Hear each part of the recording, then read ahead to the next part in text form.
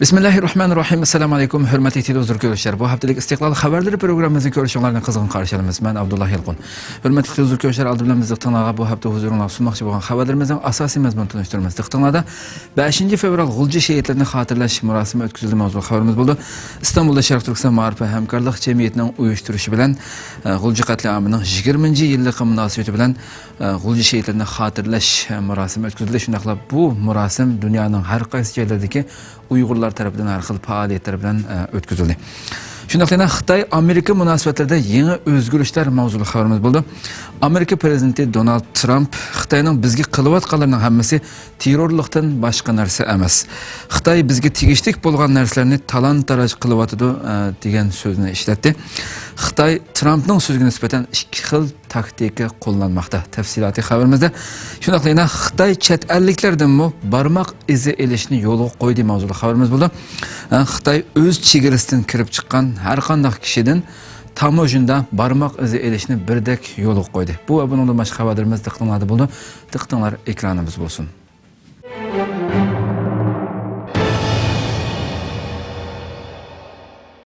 İstanbul'da 5 fevral G'ulji şehitlerini hatırlaş murosimi o'tkazildi. 5 fevral yakshanba kuni G'ulji vaqasining 20-yilligi munosabati bilan İstanbul'da Sharq Turkiston ma'rif va hamkorlik jamiyatining uyushtirishi bilan 5 fevral G'ulji şehitlerini hatırlash murosimi o'tkazildi.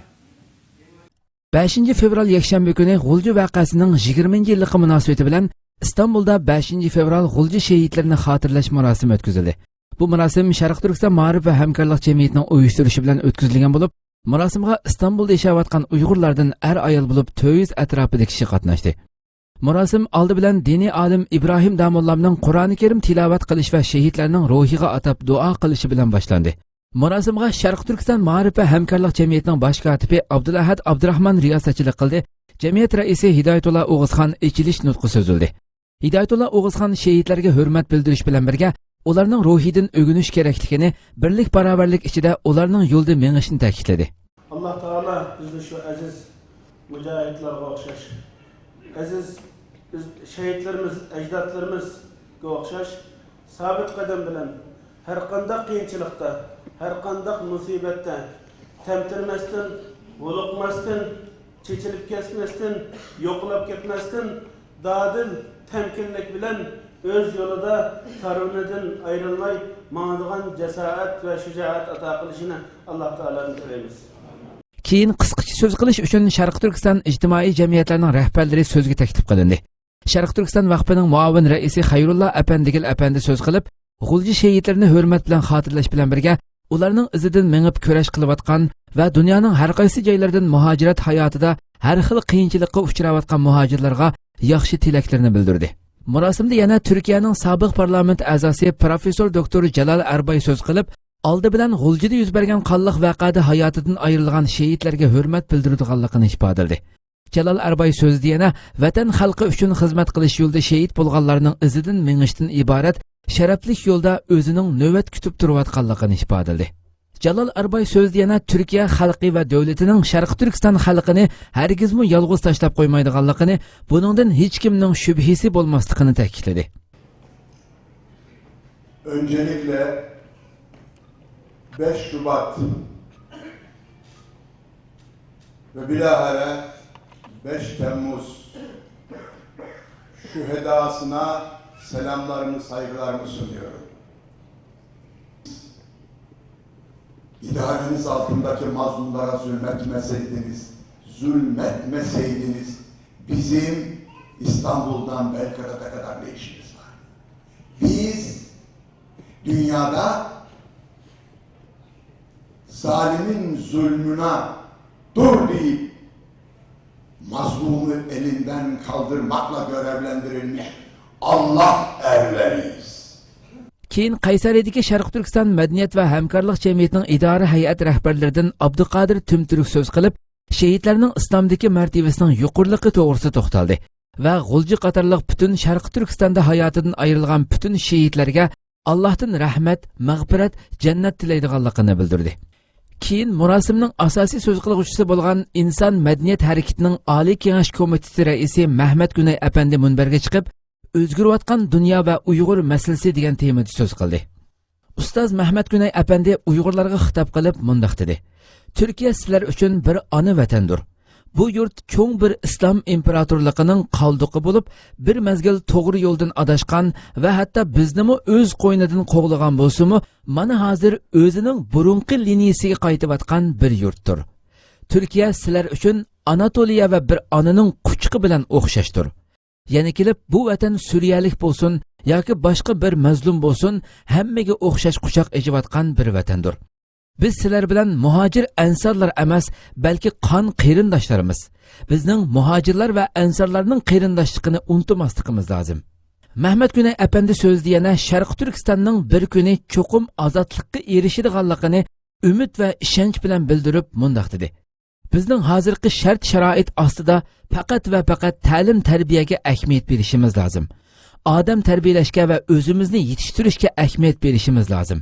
Ali İzzet Begovichning Bosniya askarlarining biz hozir kuchga ega bo'ldik, endi bizga zulm qilgan Yugoslaviya askarlaridan intiqom olmamdiq degan savoliga qarata hozir teg'i vaqti kelmadi deb bergan javobini unutmasligimiz lozim. Bizning sabrchanlik bilan elib borgan planli harakatlarimizning mevasini marhum Abdulakimxon Maqsum Hacim ko'rolmadi, ammo Abduqodir Yapchan cho'qim ko'rdi. Ben şuna kesinlikle inanıyorum ki burada Abdülhakim Han mekanı cennet olsun, bu söylediğimiz güzellikleri duymadı. Ve telaffuz ettiğimiz bu Doğu Türkistan'ı belki göremeyecek. Ama şuna kesinlikle inanıyorum ki şu anda tutuklu bile olsa Abdülkadir Yapcan hocamızın bu güzellikleri göreceğine ben inanıyorum. 3 soat davom qilgan murosim nihoyat qizg'in kayfiyat ichida oxirlashdi. Murosim oxirida murosimda so'z qilguvchi jamiyat raislari bilan Sharq Turkiston ma'rif va hamkorlik jamiyatining idora hay'at rahbarlari birlikda sahnaga chiqib xotir rasmga tushdi. Amerika va Avstraliyada g'ulji qirg'inchiligi xotirlandi. Sharq Turkiston Avstraliya jamiyati 2017 yil 5 fevral yakshanba kuni g'ulji qirg'inchiligining 20 yilligi munosabati bilan namoyish va shahidlar kechaligi faoliyati olib bordi. Sharq Turkiston Avstraliya jamiyati 2017 yil 5 fevral yakshanba g'ulji qirg'inchiligining 20 yilligi munosabati bilan namoyish va shahidlar kechaligi faoliyati olib bordi. Bu faoliyatni Avstraliyadagi Sharq Turkiston Avstraliya jamiyati tashkillagan bo'lib, 5 fevral yakshanba kuni tushdan keyin soat 2 dan 4 gacha Janubiy Avstraliya parlamenti oldida keng ko'lamlik namoyish olib bordi. Namoyishga 100 dan ortiq Sharq Turkistonlik qatnashgan bo'lib, Xitoy tajovuzchilarining Sharq Turkistonda elib berayotgan irqiy qirg'inchiliklari, diniy va milliy besim siyosatlariga qarshi noroziliklarini ifodalagan. Hamda g'ulji qirg'inchiligining tafsiloti va Sharq Turkiston xalqi duch kelayotgan zulmlar aks ettirilgan tashviqot varaqchilari tarqatilgan. Namoyish faoliyatidan keyin soat 5:30 dan 8 gacha Sharq Turkiston faoliyat markazida 5 fevral g'ulji qirg'inchiligining 20 yilligiga bag'ishlangan shahidlar kechiligini xotirlash faoliyati olib berilgan. Bu faoliyatni Sharq Turkiston Avstraliya jamiyati o'rinlashtirgan bo'lib, faoliyat Avstraliyadagi diniy olim Abdusalom Qari Hajimning Qur'on va hadis asosidagi diniy da'vati bilan boshlangan bo'lib, faoliyatda Sharq Turkiston vaziyati va Avstraliyada yashayotgan Sharq Turkistonliklar to'g'risida to'xtalish bilan birga 1997 yili 5 fevral kunidagi g'ulji vaqasi shahidlarining shu davr xotirlari aslitilib o'tilgan hamda shahidlar ruhiga atab duo tilovat qilingan. Qizg'in kayfiyat ichida elib berilgan bu faoliyatga 100 dan ortiq Sharq Turkistonlik qatnashgan. Undan boshqa Amerikadami Amerika Uyg'ur birlashmasining tashkillashi bilan har qaysi shaharlardan yig'ilgan Uyg'urlar Washington shahridagi Xitoy elchixonasi oldiga jam bo'lib, shu qitimqi qonli qirg'inchilikni paydo qilgan tajovuzchilarga qarshi namoyish elib berib, Xitoy tajovuzchilariga bo'lgan g'azab nafratini bildirgan. Dunyoning o'xshamagan joylaridagi Uyg'urlar g'ulji shahidlarini xotirladi. 2017 yil 5 fevral yakshanba kuni Gollandiya, Kanada, Shvetsiya, Yaponiya qatorliq davlatlardagi Uyg'urlar g'ulji qatliamining 20 yilligi munosabati bilan har xil faoliyatlar olib bordi. 2017 yil 5 fevral yakshanba kuni Gollandiyadagi Uyg'urlar Yevropa Sharq Turkiston ma'rif jamiyatining uyushtirishi bilan 5 fevral g'ulji voqeasini xotirlash faoliyati olib borgan bo'lib, faoliyat g'ulji shahidlarga bag'ishlangan Qur'on tilovati bilan boshlangan. Faoliyatda shahidlarning ruhiga atab g'oyibona duolar qilingan va shahidlar uchun chunqur hurmat bildirilgan. Faoliyatga jamiyat mas'ullaridan Aysa Qari Hoji riyosatchilik qilgan. 5 fevral kuni yana Kanadaning Toronto shahridagi Xitoy konsulxonasi oldidami G'ulji shahidlari uchun norozilik namoyishi o'rinlashtirilgan bo'lib, bu namoyishni Toronto shahrida faoliyat olib berayotgan Sharq Turkiston madaniyat markazi tashkillagan. Namoyishga ko'p sonda Uyg'urlar qatnashgan bo'lib, Sharq Turkiston madaniyat markazi raisi Hoji Mahmud apandi va Sharq Turkiston surgundi hukumati raisi Ahmadjon Osman qatorliqlar so'z qilib, Xitoy tajovuzchilarining davlat terrorizmi orqali Uyg'urlarni qonliq bostirayotganligini, buningdan qutulish uchun faqat mustaqillikdan boshqa yo'lning yo'qligini, Uyg'urlarning tunib yetganligini bildirgan. Shvetsiyada 5 fevral kuni Shvetsiya Uyg'ur uyushmasining hamkorlashishi bilan Taklimakan Islom madaniyat markaziga yig'ilib, G'ulji voqeasidagi shahidlar uchun xotirlash faoliyati olib berilgan. Faoliyatda Qur'on tilovat qilinib, shahidlar uchun duo qilingan. Undan boshqa yana Yaponiyada Yaponiya Uyg'ur birlik tashkilotining uyushtirishi bilan Tokyo, Okinawa, Fukuoka, Nagasaki va Osaka shaharlarida namoyish va shahidlarni xotirlash faoliyatlari olib berilgan. Namoyish olib berilgan har qaysi shaharlarda Yaponiya Uyg'ur birlik tashkiloti Fukuoka sho'basining mas'uli Imamura Nuh Ibrohim apandim, Yaponiyadagi Xitoydagi Osonlik millat masalasi munbir tashkilotining raisi Iwanaga, Yaponiya Uyg'ur birlik tashkiloti Okinawa sho'basining mas'uli Taniko Marikao xonim, Yoshida apandim qatorliqlar so'z qilgan hamda Qur'on tilovat qilinib, shahidlar ruhiga duo qilingan. Undan boshqa Dunyo Uyg'ur qurultiyi G'ulji voqeasining 20 yilligi munosabati bilan maxsus bayonot e'lon qilgan. Hör Sharq Turkiston munbirining 2 qatimliq yig'ini ochildi. Turkiyadagi 12 Uyg'ur tashkilotining birlashmasi bo'lgan Hör Sharq Turkiston munbirining 2 qatimliq yig'ini 2-4 kuni Istanbuldagi Sharq Turkiston ma'rif va hamkorlik jamiyatida olib berildi. Turkiyadagi 12 Uyg'ur tashkilotining birlashmasi bo'lgan Hör Sharq Turkiston munbirining 2 qatimliq yig'ini 2-4 kuni Istanbuldagi Sharq Turkiston ma'rif va hamkorlik jamiyatining yig'in zalida ochildi. Yig'inga Ma'rif va hamkorlik jamiyatining raisi Hidoyatullo O'g'izxon, Sharq Turkiston yoshlar jamiyatining raisi Ilhon Turanli, Sharq Turkiston vaqfi vakili Mahmad Qashqarli, Sharq Turkiston madaniyat va hamkorlik jamiyatining idora hay'at rahbarlaridan Abduqodir Tumturk, Sharq Turkistonliklar jamiyatining bosh kotibi Habibulloh Afandigil, Sharq Turkiston ulamolar birligi jamiyati raisi Dr. Ataulloh Shahyor, Turkiyaning sobiq parlament a'zosi Jalol Arbay, İstanbuldagi Uyg'urlarning aktivlaridan Abdujalil Turan, Tibet Yüce Türk, Habibulloh Kusani, Mahmud Damullam qatorliq kishilar qatnashdi. Yig'inda Turkiyadagi Uyg'urlarga munosabatlik yangi o'zgarishlar va bu o'zgarishlarning Uyg'urlarga ijobiy va salbiy jihatdagi ko'rsatgan ta'siri, Uyg'urlar duch kelayotgan masalalarga qarata hal choralar to'g'risida muzokara olib berildi. Yig'inda Uyg'urlarga munosabatlik tövandagi 5 turli temada fikr almashtirildi va muzokara olib berildi. Birinchi Sharq Turkiston davosiga ziyon bergan terrorlikqa qarshi hal qilish choralari va takliflar. Ikkinchi, yangi kelgan muhojirlar va bundan keyin kelgan muhojirlarning Turkiyaga moslashish bosqichlarida Sharq Turkiston ommaviy tashkilotlari va Turkiya davlatining munosabatlik doiralarining hamkorlik ichida qila oladiganlari va hal qilish choralari haqida taklif fikrlar. Uchinchi, har qanday ahvolda Uyg'ur turklarining asla Xitoyga qaytirib berilmasligi. To'rtinchi, o'ltirish izni bo'lgan yoki bo'lmagan Turkiyadagi Sharq Turkistonliklarning Turkiya sirtida hech bir davlatga qaytarilmasligi kerakligining e'lon qilinishi. 5. Har qanday bir jinoyatga aralashib qolganlarning agar jazoga tegishli bo'lgan bo'lsa-mu, jazosining bu yerda ijro qilinishining kapolatga ega qilinishi. Asla qaytirib berish masalasining kun tartibga kelmasligi. Yig'in yana hozirgi ahvolga diagnoz qo'yish bilan birga bugungi bo'lib o'tgan ishlar va uning Sharq Turkiston davosiga bo'lgan ijobiy salbiy taraflari, shundaqla Sharq Turkiston xalqining texnik yaxshi kunlarga erishishi uchun elib berilishi kerak bo'lgan siyosatlar qatorli temalarda muzokara elib berildi.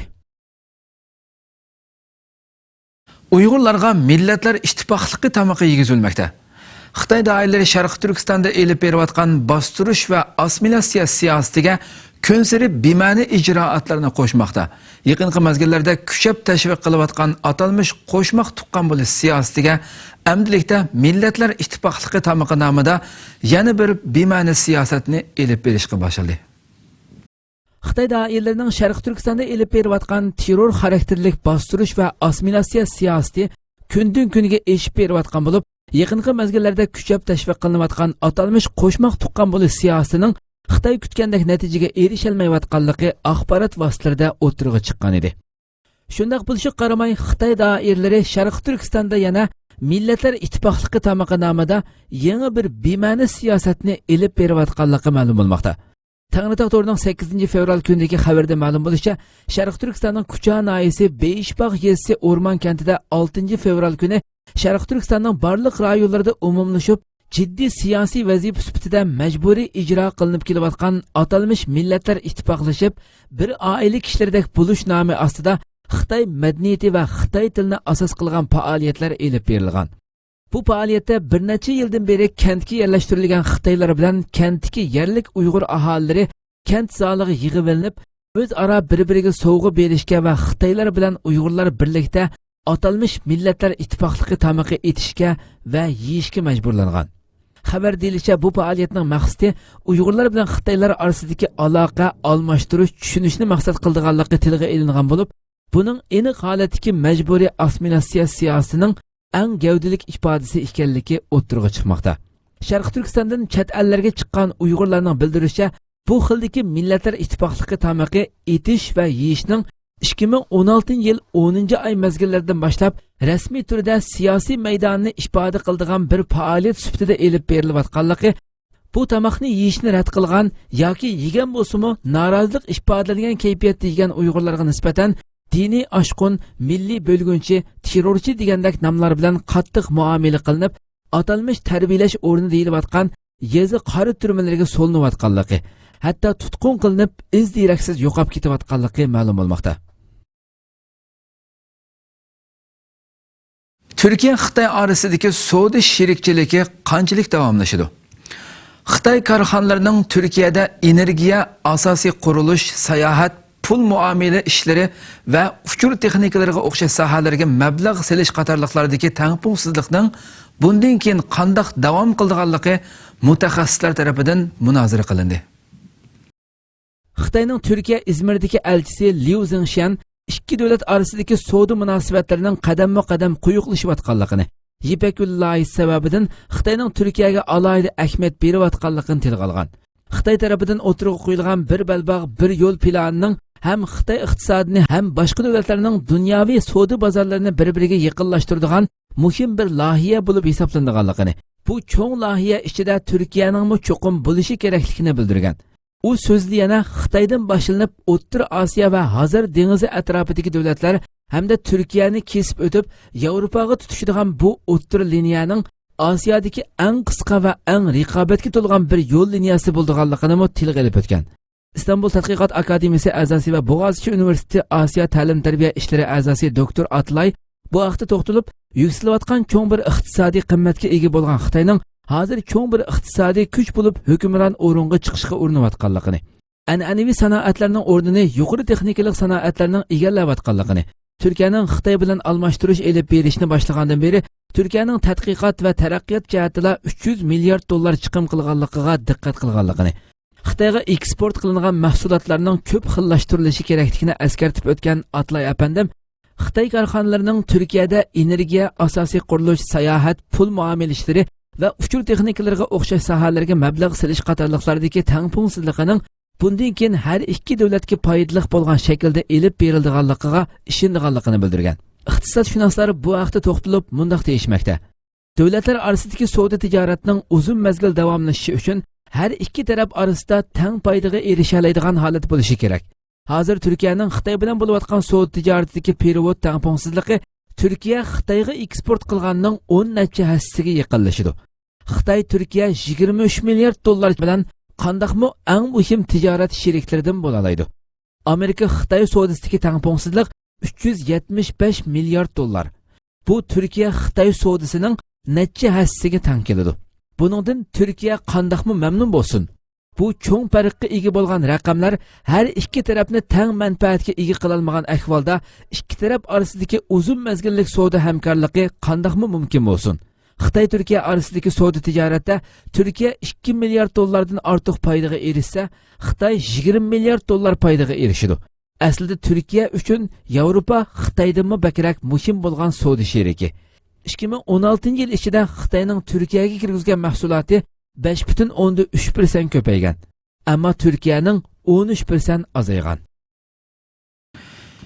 Kishilik huquq faoliyatchisi Xitoy Amerika munosabati va Uyg'urlar masalasida to'xtaldi. Xitoyning kishilik huquq ahvolini nazorat qilish erkinlik salonining raislik vazifasini o'tayotgan shaxs Rin Vanding Fransiyaning poytaxti Parijda o'tkazilgan Xitoyning kishilik huquq ahvolini muzokara qilish yig'inida Xitoy Amerika munosabati va Uyg'urlar masalasida to'xtaldi.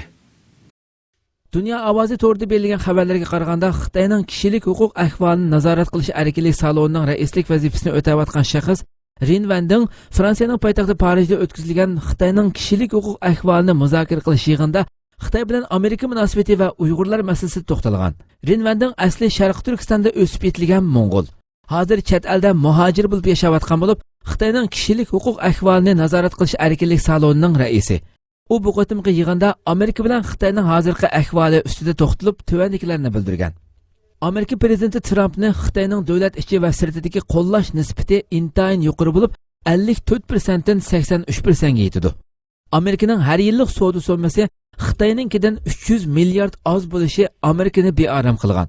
Bu sababdan Trump Xitoyning haqiqiy tahdid ekanligini tunib yetib, bojni o'stirish, Amerikadagi ishqi o'rinlash nisbatini qaytadan yuqori pallaga chiqarish, Xitoy iqtisodining o'sish nisbatini ostiltishga va'da berdi. Bu orqali Xitoyning dunyoga bo'lgan tahdidini yo'qotquchi kishi sifatida o'zini namoyon qildi. Trump ikkinchi qadamda Tayvan mustaqillik kuchlariga nisbatan qo'llash signalini berib, ularga qo'g'dinish aslihalari bilan yordam berdiganligini bildirdi.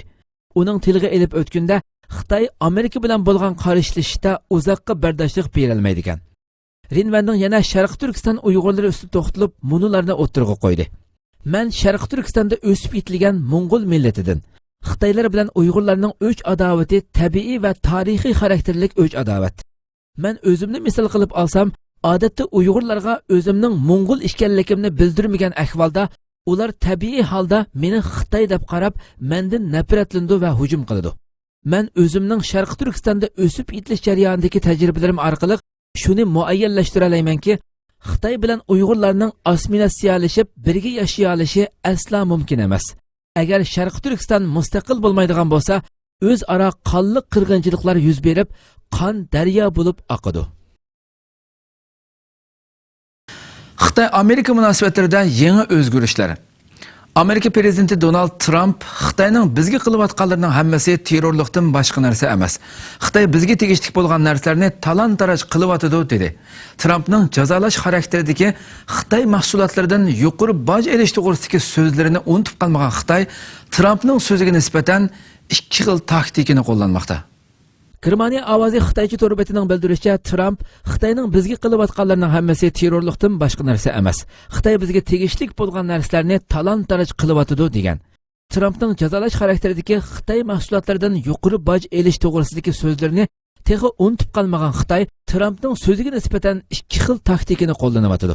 U bo'lsa-mu universal kuchini uzluksiz zo'raytish va xalqiga Amerikadan qo'rqmaslikni ta'kidlash. Shuning bilan bir vaqtda Xitoy xalqaro tahdid xarakterlik hujum qilish kuchini bozorga soldi.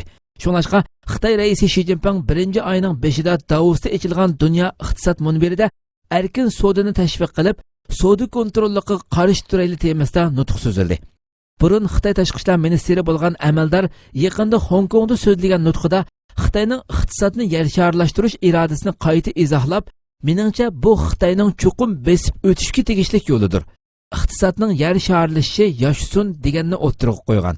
Biroq Amerika yangi hukumatining iqtisod siyosatimi Xitoyga nisbatan o'ylamagan ehtimolliklarni maydonga keltirdi. Amerikaning Tinch okeandan halqagan sherikchilik munosabat ahdnomasidan yenivilish qilmishidan albatta Xitoy foydaga erishidi.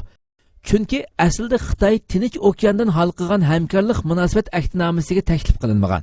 Obama hukumatining asli maqsadi bo'lsa, Tinch okeandan halqagan hamkorlik munosabat ahdnomasi orqali Xitoy bilan bo'lgan iqtisodiy munosabat tengpuangligini saqlab, Vyetnam, Yaponiya, Avstraliya qatorliq davlatlarning iqtisodini kuchaytirishdan iborat edi. Xitoy amaldor Amerika biz bilan urushga petinolmaydi degan iboralarni ishlatdi. Xitoy tashqi ishlar ministri Wang Yi 7 fevral kuni qilgan bayonotida Xitoy va Amerika o'rtasidagi urushda hech qaysi tarafning g'alaba qilolmaydiganligini bildirgan.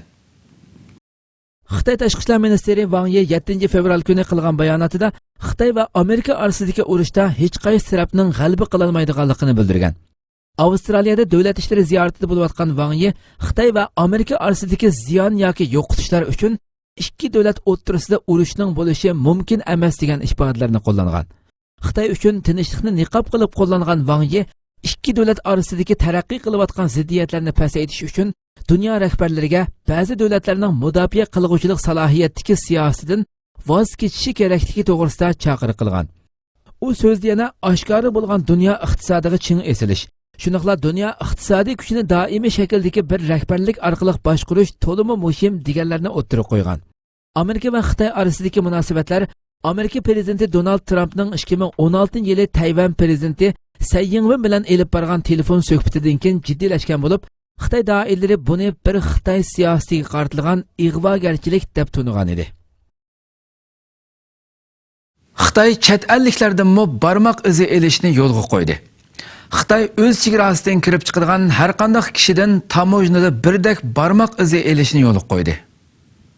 UzReport axborot agentligining 9 fevral kundagi xabarda ma'lum bo'lishicha, Xitoy o'z chegarasidan kirib chiqadigan har qanday kishidan tamojnada birdek chuqum barmoq izi elishni yo'lga qo'ygan.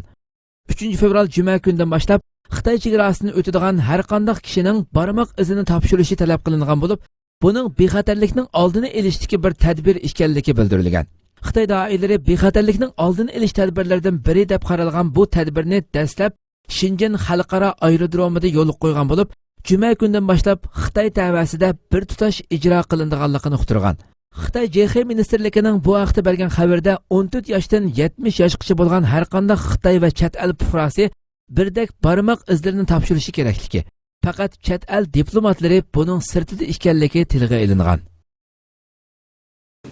Hurmatli televizor ko'ruvchilar, shunaqa bu haftalik istiqlol xabarlari programmamiz mush yerda oxirlashdi. Kelar qatimqi programmamizni ko'rishgacha sizlarni janobi Alloh topshiramiz. Shunaqa programma oxirida ekran orqasiga barliq xizmatdoshlarimga ko'pdan ko'p rahmat aytaman. Assalomu alaykum va rahmatullohi taala va barakatuh.